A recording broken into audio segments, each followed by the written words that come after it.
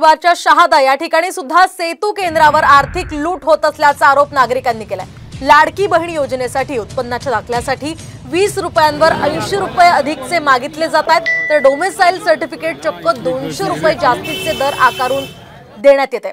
यावरूनच नागरिकांनी तीव्र संताप व्यक्त केला।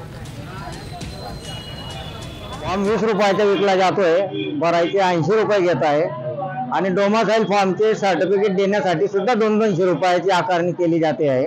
सर्व आधार सुविधा केंद्रवाल्यांना विचारलं जात आहे, परंतु अशी कोणतीही लिंक अजून ओपन झालेली नाही आणि त्याच्यासाठी लागणारे प्राथमिक कागदपत्र ते गोळा करत आहे आणि त्याच्यात थोडंसं पैशांची लूटमार होते।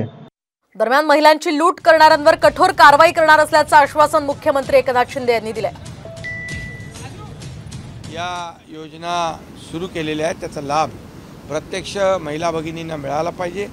त्यांची गैरसोय होऊ नये, त्यांची अडचण होऊ नये, त्यांना कुठेही कुचंबना होऊ नये आणि त्यांच्याकडून कुणीही पैशाची मागणी करता कामा नये, अशा प्रकारचे सक्त आदेश दिलेत। यामध्ये कोणी लापरवाही करेल त्याच्यावर कठोर कारवाई केली जाईल